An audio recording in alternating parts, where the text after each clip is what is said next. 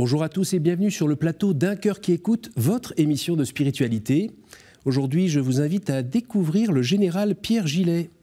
Bonjour Pierre. Bonsoir Cyril. Bienvenue. Merci beaucoup d'être présent parmi nous. Vous êtes venu d'une belle région française où on entend les cigales, on aperçoit le Ventoux, les dentelles de Montmirail et puis une très belle abbaye qui n'est pas très loin avec un jardin splendide. Vous venez nous présenter notamment votre livre « Les forces morales, les clés de la réussite », paru aux éditions du Cerf. Auparavant, vous aviez aussi écrit « Qui est comme Dieu ?» essai sur les vertus chrétiennes au service du commandement, qu'on avait aperçu, mais ça fait quelques années déjà. Merci beaucoup d'être présent. Vous allez nous raconter un petit peu justement cette expérience de vie de foi au sein de l'armée, et puis en dehors de l'armée aussi. Juste avant, comme tout le monde, je vous invite à nous lire un extrait de texte de votre choix. Alors moi j'ai choisi un des psaumes qui résonne au cœur du soldat que je suis et que j'ai été, et au cœur du père de famille aussi.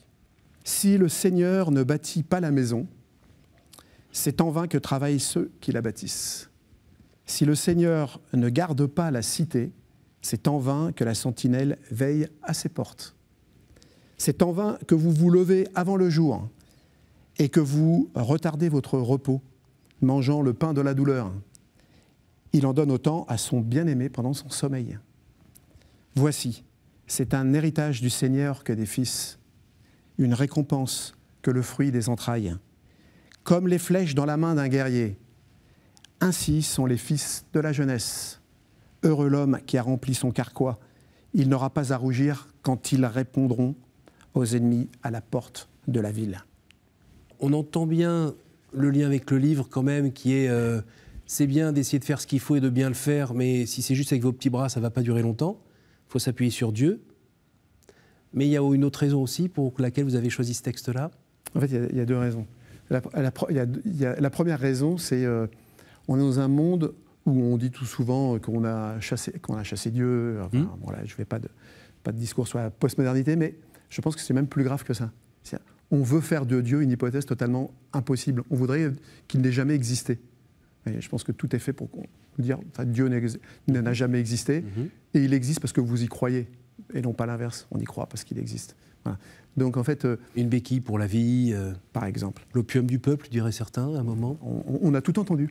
Voilà. Donc je pense que c'est ce que je voulais témoigner, c'est qu'en fait, quand le Christ nous dit « sans moi, vous ne pouvez rien faire », quelqu'un qui a une vie, toutes les personnes qui ont une vie active, quel que soit leur métier, quelle que soit leur situation, parfois des situations difficiles, voire dramatiques, ils savent très bien qu'à un moment ou à un autre, on arrive à nos limites, et que si on n'a pas quelque chose d'autre, en l'occurrence la grâce de Dieu, on ne peut rien faire. Voilà. Ça, c'était la première raison. La deuxième raison, c'est en fait, c'est aussi une éloge de la famille. Alors, en disant, c'est pas une éloge d'avoir plein d'enfants. Même si je suis très fier et je remercie mon épouse d'en avoir donné 7, mais c'est pas une éloge des familles nombreuses, c'est une éloge de la famille. En disant, on voit bien ce cadre. C'est dans ce cadre que va se faire la transmission. C'est ce qui est dit dans le psaume. Et le carquois rempli de flèches, c'est ces enfants qui auront été éduqués, qui seront prêts à monter à leur tour sur les remparts, avec à la grâce de Dieu. Est-ce que c'était aussi votre défi quand vous étiez responsable d'hommes au sein de l'armée ? Je ne ferai pas d'analogie stricte, si vous voulez, en disant mes hommes, c'était mes enfants. Oui, c'est rassurant d'ailleurs. Ouais, parce que d'ailleurs, ceux qui le font, parfois, j'ai déjà entendu... pendant une guerre, on a des textes de la Première Guerre mondiale où des aumôniers ont pu dire mes enfants, ce qui est parfaitement cohérent, et certains chefs ont pu dire mes enfants. Mais dans des situations très paroxystiques de combat, je le comprends. Oui, oui. Une espèce de famille qui fait l'efficacité opérationnelle. Mais dans la vie de tous les jours, on ne peut pas dire ça. En revanche, je pense que le point commun, c'est que quiconque a une responsabilité de commandement se doit quand même d'essayer de faire grandir les gens qui sont avec lui, quoi. En fait, c'est comme si on disait, ils nous sont confiés, non pas comme un propriétaire, mais comme le sage intendant de la Bible, et en disant, on aura des comptes à rendre. Et moi, par exemple, je suis oblat bénédictin, donc on lit quand même la règle régulièrement pour en être imprégné. Donc oblat, c'est le tiers ordre. Oui, enfin bon, c'est un peu, on va dire ça pour faire simple. Mais dans le rôle du père abbé, quand même, on devra rendre compte, le père abbé devra rendre compte de ses agneaux, quoi, de ses brebis, pardon. Et bon, évidemment, il n'y a pas une analogie stricte avec le chef militaire, mais un peu quand même. Qu'as-tu fait au service de tes soldats? Il y a 3 ans, vous étiez encore vous étiez habillé avec vos médailles, votre béret. C'était pas un béret, c'était un képi. Bon, pardon. On peut bon, si je voulais, oui. Vous étiez dans quelle arme? Il y a 3 ans où, en fait, pour faire très simple, j'ai commandé le régiment de Légion qui est à Nîmes. J'ai commandé la brigade qui est à Nîmes. Et mon dernier poste était le commandement du poste de commandement du corps de réaction rapide qui était à Lille. Oui, oh là, une autre vie. J'ai dû dire un truc pas bien et on m'a bastillé. D'accord. Et quand vous repensez à ces années-là, elles sont encore tout à fait vivantes et présentes dans votre vie, ou une page a été tournée quand ça s'est arrêté il y a 3 ans? Non, il y a les deux, en général. Il y a une page a été tournée. En fait, je cultive pas une nostalgie profonde en restant à mon bureau, en regardant des souvenirs. Mais en même temps, je prends un réel plaisir à retrouver certains de mes subordonnés, à échanger avec eux. Et je prends un réel plaisir quand on me demande d'aller à l'Académie militaire de Saint-Cyr-Quillan pour échanger avec les jeunes ou transmettre certaines choses avec les jeunes. Et je le fais vraiment avec conviction et joie. Oui. Alors, et pas uniquement par devoir. On entend bien que vous êtes chrétien. Avant de voir comment vous avez pu vivre ça dans le cadre de votre engagement, est-ce que vous pourriez nous dire dans quel terreau vous êtes né? En fait, moi, j'ai eu la chance ou la grâce de naître dans une famille réellement catholique, et donc avec la volonté de mes parents de nous transmettre la foi et de nous mettre entre les mains de bons éducateurs. De bons éducateurs. Et j'ai en mémoire quand même 2 prêtres, peut-être on connaît souvent un des 2 d'ailleurs, 2 prêtres du diocèse de Paris, un moins connu qui était le père Millera, qui s'occupait des enfants de chœur à l'église Saint-Léon à Paris. Mon père était militaire, il était état-major à côté. Et l'abbé Montarien, qui était notre aumônier scout, et qui nous a profondément marqué, enfin le premier aussi, le deuxième. Vous voyez, par exemple, pour vous livrer quelque chose de personnel, je pense que depuis que l'abbé Montarien nous a fait le cours sur les anges gardiens, je pense n'avoir jamais oublié de prier mon ange gardien une seule fois depuis ce moment-là. Vous voyez, ça. Et alors, c'est bien de recevoir. Après, qu'est-ce qu'on en fait? Qu'est-ce qu'on en fait quand on a 13, 14, 15 ans, 16, 20, et que des questions se posent, des crises parfois, pour savoir ce pour qu'on ait fait, ce pour qu'on n'ait pas fait. La vie, parfois, vous envoie aussi quelques bonnes bûches dans la figure. Comment vous avez eu des crises de foi? Il faudrait demander à ma maman quelle crise j'ai pu lui faire supporter, mais je pense que j'ai pas eu de crise en fait. J'ai pas eu de pic mystique, je vous rassure tout de suite, mais j'ai pas eu... Le pic inverse non plus? Non. C'était comme une braise, pas après pas. Une braise qui a toujours été là? Voilà, et sur laquelle on souffle plus ou moins bien, qui produit plus ou moins de flammes, mais ça a toujours été là. Est-ce que vous avez le souvenir d'expériences de foi peut-être un peu plus fortes, avec une sorte d'impression de vivre un temps plus proche du Seigneur, alors je ne sais pas, lors d'une veillée de prière, lors d'une marche scout, votre mariage, je ne sais pas. J'ai un secret que je garderai pour moi, même si un secret c'est ce qu'on dit à une seule personne à la fois, donc je ne vous le dirai pas. Et qu'il répète à tout le monde. Voilà, et qu'on répète à tout le monde. Il y a oui, à la rue du Bac. D'accord. Voilà. Il y a comme je suis un peu, on va dire, terre à terre, je prends les saints pour ce qu'ils sont ou la Sainte Vierge pour ce qu'elle a dit. Donc quand à la rue du Bac il y a marqué « Venez auprès de cet hôtel, vous serez exaucés », je l'ai pris au sens premier du terme. Bon, un jour, j'ai eu la réponse très claire à une question que je lui posais depuis un certain temps. Et vous aviez quel âge à ce moment-là à peu près? 23 ans. D'accord. Non, même pas plus, 25, 26.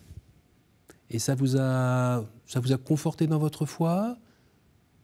Oui, ça m'a conforté dans l'idée que quand on dit « demandez et vous recevrez », j'ai demandé pendant plusieurs années successives. il a fallu être patient. Voilà. Ça veut dire, en fait, très concrètement, on sent au fond de son cœur que... bon, c'est une inspiration, hein, c'est pas une voix qui nous parle, attention. Donc, on sent au fond de son cœur que le bon Dieu répond, mais il répond pas forcément ce qu'on veut entendre. Oui, et le simple fait de s'y préparer, et ben, en fait, après, on est très calme. Vous n'êtes ni excité, vous n'avez pas envie d'en parler à tout le monde, d'ailleurs. J'en parle vraiment à mots couverts. Voilà. Il y a ça. Et le deuxième, c'est beaucoup plus drôle, donc je peux en parler de manière plus explicite, c'est Sainte Thérèse de l'Enfant Jésus. Et d'ailleurs, après, c'est intéressant parce qu'on se rend compte que Sainte Thérèse de l'Enfant Jésus et la Première Guerre mondiale, c'est quand même une sainte de la Première Guerre mondiale. Quoi. Oui. Et Sainte Thérèse de l'Enfant Jésus, moi j'étais enfant de cœur, je servais le Triduum Pascal dans la maison, dans l'église de Saint-Raphaël, où étaient mes parents. Et le prêtre, à la fin, nous donne un gros billet. Donc, pour moi, ça me scandalisait, en fait. On ne peut pas me donner un billet alors que j'ai servi, c'était un service gratuit, quoi. Donc, il me le met dans les mains et il me dit « Fais ce que tu veux ». Bon, à l'époque, c'était 200 francs. C'était pas mal, quand même. Ah oui. Ah oui, c'était pas mal. Hein. Et donc, je me retrouve. Je quitte la sacristie en disant « J'en veux pas de ce billet. » Et donc, je passe devant l'autel de Sainte Thérèse de l'Enfant Jésus. Et il y avait un tronc. Donc, je me souviens très explicitement lui avoir dit « Je vous aime pas beaucoup, mais je vous les donne. » Elle a attendu 25 ans pour me les rendre. Bon. Et plus. Ah. Ouais. Bah, elle a fait fructifier, hein, la parabole des talents. Non, mais alors elle, je l'ai pris au mot aussi. Hein. Elle a dit « Je passerai mon ciel à envoyer des fleurs sur la terre. » Maintenant que vous l'avez dit, il faut le faire. Hein. Vous avez un fils fleuriste ou... Non. Non. Ah, c'est superbe.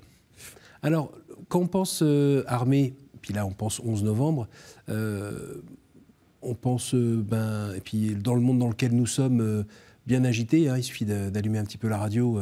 Pas très compliqué. Hein. Voilà, pour voir que le danger n'est pas si loin que ça, et qu'il y a des hommes qui vont devoir peut-être un jour partir au front, ou bien qui sont là pour nous défendre au cas où. Donc c'est donner sa vie pour la patrie, c'est... quels ont été les moteurs, notamment sur le plan de votre foi, de cet engagement dans l'armée ? En fait, c'est difficile de voir le mot vocation. On sent qu'on peut avoir une attirance profonde pour quelque chose, pour un métier. Donc moi, je me souviens très bien que c'est en classe de première, je me suis dit, tiens, je vais faire Saint-Cyr. Après, j'ai essayé de m'en donner les moyens alors que j'étais un élève moyen. Bon. Et donc, après, c'est quand on me pose la question, j'ai toujours du mal à répondre en disant, pourquoi vous avez fait ça ? Et c'est là où je dis, peut-être qu'à un moment, on se dit, tiens, je me sens capable moralement, intellectuellement et physiquement de le faire, donc je vais y aller. Et c'est peut-être à ce moment-là que le bon Dieu met une petite lumière en disant, écoute ce que je te dis, suis cette voie. En fait, j'ai lu récemment que, dans un écrit du père Joël Guibert, il insistait en disant, Dieu a un plan d'amour pour chacun de nous. Ça m'a parlé. Quand est-ce que vous avez ressenti que vous étiez vraiment à votre place ? En prépa. J'étais en prépa à la Flèche. En prépa, j'avais aucun doute que c'est ça que je voulais faire. Alors le « je veux faire », mais après c'était un peu « oui Seigneur, je veux bien le faire pour vous ». Mais la réponse arrive un peu plus tard quand même. Ça veut dire quoi ? Ça veut dire qu'en fait, il y a défendre son pays, à moins d'être vraiment très naïf, défendre son pays, c'est quand même... nos pays sont quand même menacés, qu'on le veuille ou non. Il y a malheureusement... pour un chrétien, c'est plus facile d'y répondre en disant on sait les traces du péché originel, on les voit sur nous-mêmes. On est des pécheurs nous-mêmes. Oui. Donc on voit les traces du péché originel, on voit le mal à l'œuvre. Et puis quand on est en opération extérieure, on le voit même à l'œuvre puissance 10. Voilà. Donc on sait bien qu'à un moment, il faut mettre un rempart à tout ça et qu'il faut l'arrêter. Et on sait bien qu'on ne l'arrête pas qu'avec des mots ou en baratinant. On sait bien qu'il faut un rempart physique. Et après, mais on sait aussi que ce rempart physique, il ne suffit pas. D'où le psaume 126 ou 127, en disant on peut veiller, il faut veiller sur les remparts de la cité, mais c'est vous, Seigneur, qui donnez la victoire. Et comme Jeanne d'Arc, qui au procès de Poitiers, alors qu'elle arrive, que personne ne la connaît, que les juges ecclésiastiques la testent en disant et avant que le roi lui donne une armée de secours, et qu'on lui dit comment tu vas faire, elle dit les soldats combattent et Dieu donnera la victoire. C'est un peu cet état d'esprit. En disant, chacun fait sa part du travail, il faut monter sur le rempart de la cité, et après, il faut être tout à fait conscient qu'on est serviteur. Et sinon, on va au-devant de grandes désillusions. Et pratiquement, vous faisiez comment au jour le jour, sur le terrain, en OPEX, quand on a des hommes qui sont blessés ou... Enfin, moi, je pense qu'on a prié pour eux pratiquement, je dirais peut-être pas tous les jours, parce que ce ne serait pas honnête, mais presque tous les jours. Ouais. Et quand j'avais une difficulté, je la confiais, je la confiais au bon Dieu en disant, sur mon bureau, il y a toujours eu soit une petite statuette de Sainte Vierge qu'on avait ramenée de Centrafrique il y a très longtemps, soit une petite icône du Christ. Et en fait, je ne pense jamais avoir pris une décision sans leur avoir dit, Seigneur, que dois-je faire? Jamais eu de réponse, fais ceci ou fais cela, hein, je vous rassure tout de suite. Hein, c'était un peu, c'est pas comme si on me disait débrouille-toi, je suis là, mais agis. Les armées combattent et Dieu donne la victoire. Et la présence de l'aumônier, c'était important? Ouais, c'est fondamental. Pourquoi? Parce que en fait, c'est fondamental parce que sans la vie sacramentelle, en fait, il y a quand même la grâce sanctifiante qui vient des sacrements.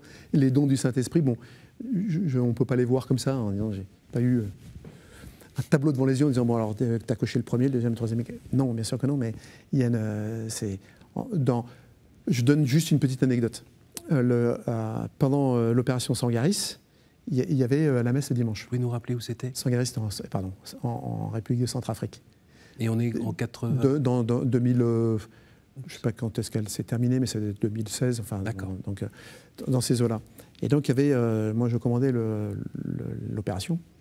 Tous les dimanches, il y avait la messe. Et quand j'étais lieutenant-capitaine, il y avait très peu de personnes qui allaient à la messe. Il y avait des officiers, point.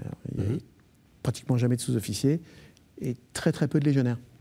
Là, il y avait la chapelle était pleine. Et il y avait une vraie... il y avait le prêtre, l'aumônier était jeune et vraiment pour toute tendance. Voilà. En fait, il était capable d'être pour toute tendance. Je ne fais pas de dessin. Et il y avait quelque chose. Une ferveur? Ah ouais, on sentait quand même quelque chose. Et ça se sentait d'autant plus dans la communion.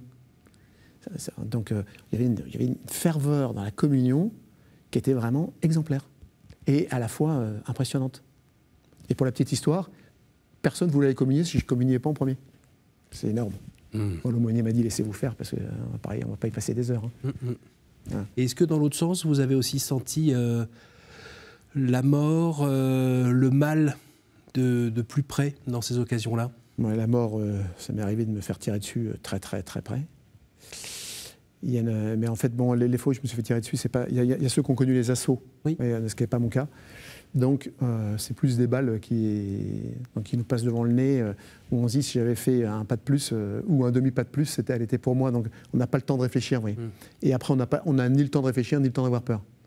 Puis après, quand on est pris dans un groupe, c'est là où on voit la force du groupe. Quand on est pris dans un groupe, qu'il n'y a pas d'action de combat à débriefer, où il y a eu des blessés, des morts à côté de soi, c'est pas pareil. Quand il y a des actions de combat, après, nous, on les a vus sur un grade plus élevé, donc on n'est pas avec eux directement, on y est par l'esprit et par le cœur, mais on n'y est pas physiquement, donc c'est pas du tout la même chose.